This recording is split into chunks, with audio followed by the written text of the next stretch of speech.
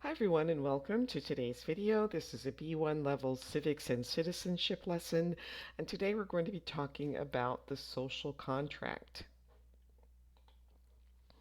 So values. What are values and which values are important for citizens to have?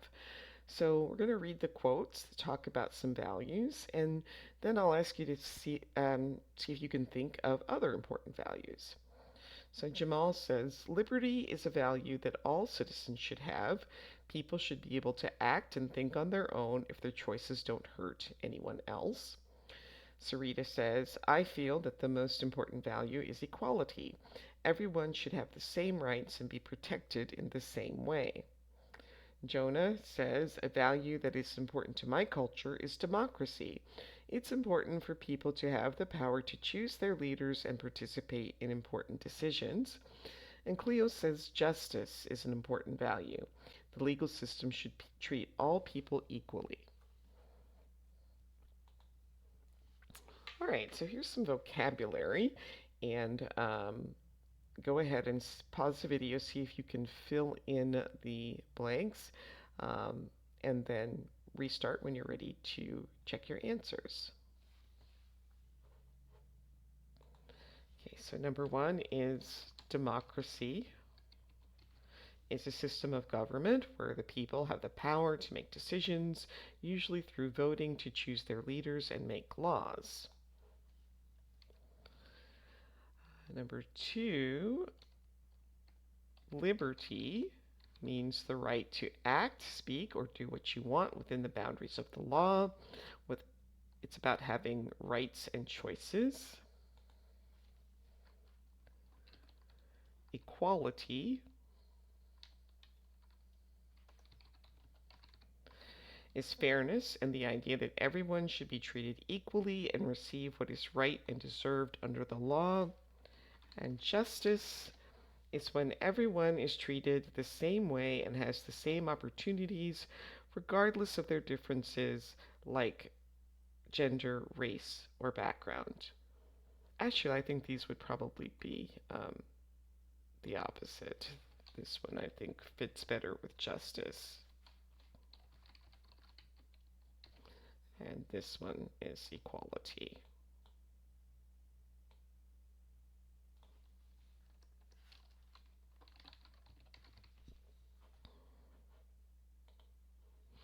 All right, so what is a contract and what is a social contract? So just think about that. And over the next few slides, we'll be talking about those definitions. So we're going to complete the definition of a social contract with the verbs below. So again, you can pause the video, try this on your own, and then restart when you're ready to check the answers. So a social contract is an agreement or understanding between people and their government. People agree to follow the rules and act in a certain way. And in return, the government protects their rights and provides services like schools and hospitals. It's a way for everyone to live together in a peaceful and fair way. So social contracts in society, we have social contracts everywhere. So match the rule that people agree to obey and that the result that they will receive.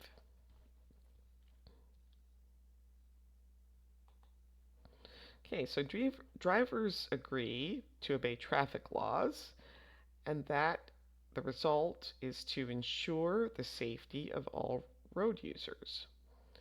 Employees agree to follow company policies, and that's to ensure a safe and welcoming work environment. People recycle and limit pollution to protect the environment. People respect others and receive the same treatment in return. and people do not make loud noises in libraries to not bother people who are reading or studying. Here are a few more. Citizens agree to pay taxes, to fund government services like schools, healthcare, and public safety.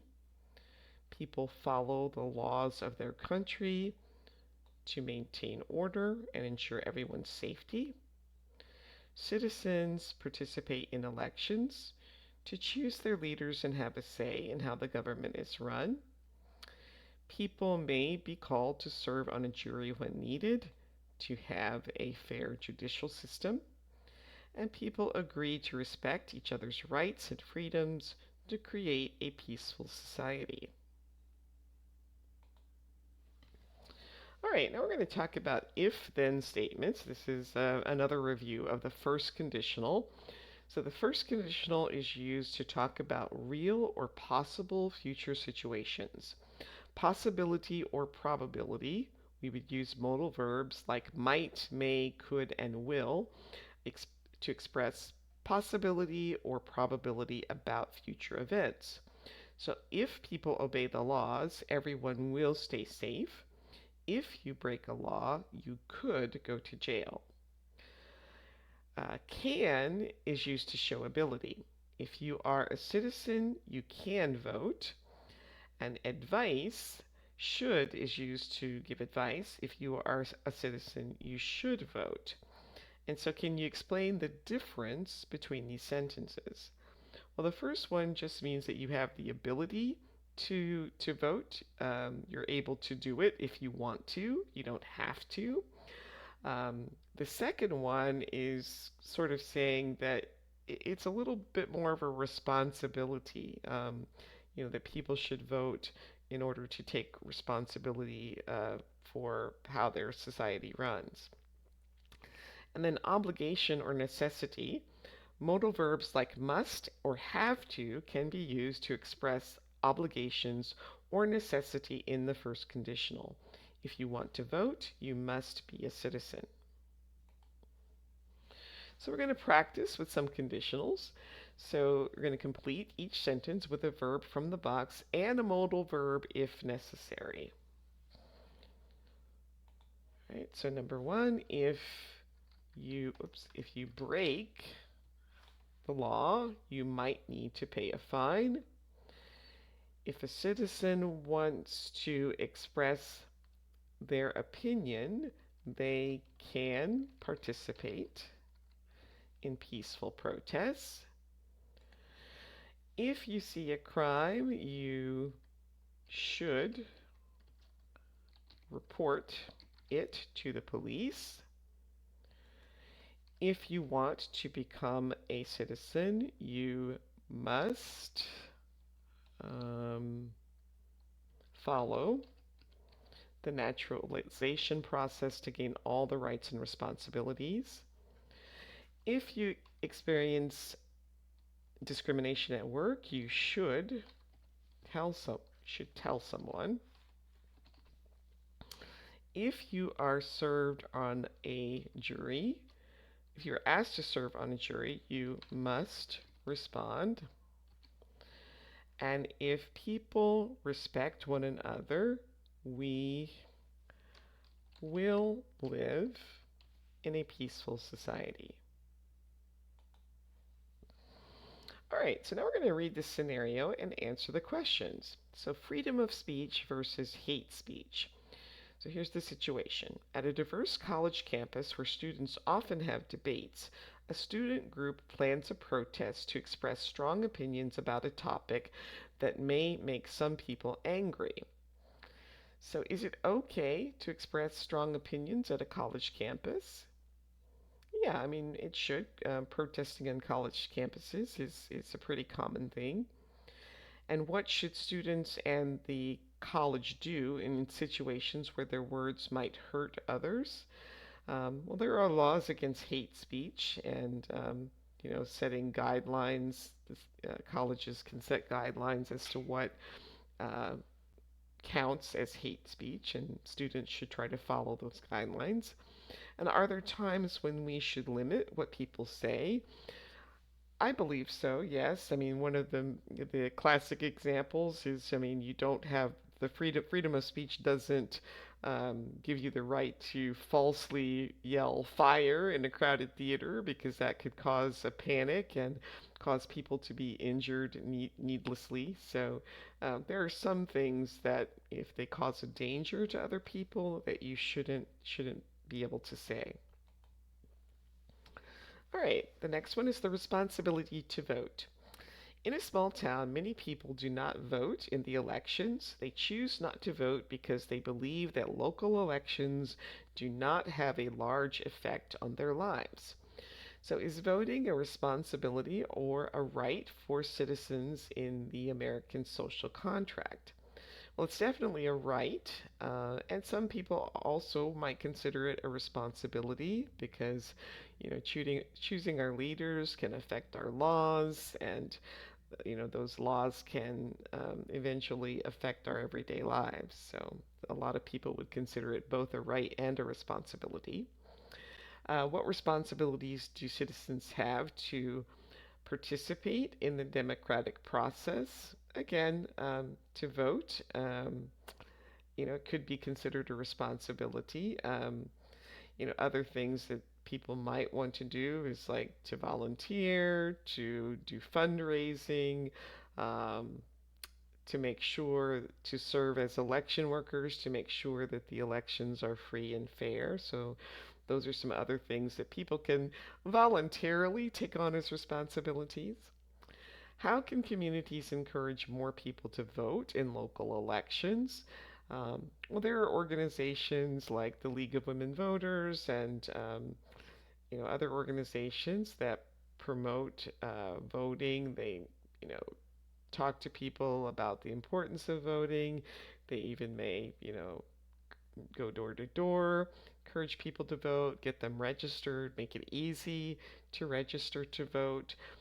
Also, recently there have been early voting where people don't have to wait until election day. They can vote early. So those are things that make it more convenient and easier for people to vote.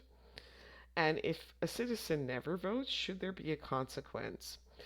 Um, I don't necessarily think so. Some people disagree. Some people think that voting should be mandatory, like it is in other countries. But I mean, I think it's something that people can choose to do, but you might have a different opinion. All right, privacy. The government wants to keep people safe by checking what they do online, but this might mean they can see your private information without asking. Some people think this is not right. So, how can we make sure that everyone stays safe online while keeping some information private? Well, we have privacy controls that you can set, with your social media, with just your access to the internet. Sometimes parents even can put on special controls for children. We should probably make sure that harmful websites aren't available, to children, that there should be some safeguards. So those could be some things that we could do. Should there be times when the government can look at what you do online, or is that not okay?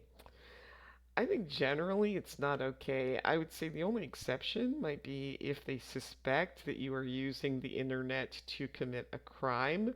If you're involved in something like, sex trafficking for children or promoting hate speech, things like that, that are crimes. I think, the government should have like just cause, but they should just look at your social media or just because without probable cause. And are there rules for when the government can see our online activities? And if there are, what should they be? Again, I think the idea of due process and probable cause, that they have to have a specific reason, at least a reasonable suspicion that you are committing crimes. They shouldn't just be monitoring everyone. Um, but again, that's just my opinion, and you might have a different opinion. All right, so you can find social contracts in schools too, and they are rules that help create a positive learning environment. So you can just think about these. What are some rules that should be included in a social contract at school? What should students do, and what should they receive in return? All right, and this is creating a social contract. So we're going to consider the questions and what should students be expected to do and what should they receive in return. And here are some ideas showing respect, participating in class, arriving to class on time, completing homework and assignments, bullying, that would be something that they should not do, using electronic devices, keeping classrooms and common areas clean, and following safety rules and attending school events. So you can practice writing a social contract. Here's an example. If students respect their peers, teachers, and staff, they will be treated with respect. Um, you could also say something like if students participate in class and complete homework and assignments on time, they will receive better grades. So those are just a couple of examples, and you can come up with your own. All right. And all right, so these are some questions from the U.S. Citizenship exam. So take a look at these and see if you can answer these questions, and then you can restart when you're ready to check the answers. All right, so what is the significance of we the people in the Constitution? Is it A, it emphasizes the idea that the government is created by and for the citizens, reflecting the principles of the social contract. It highlights the importance of the president as the central figure in the government. It symbolizes the power of the judiciary branch in interpreting the Constitution, or it represents the primary role of the military in upholding the Constitution. The correct answer is A, emphasizes the idea that the government is created by and for the citizens.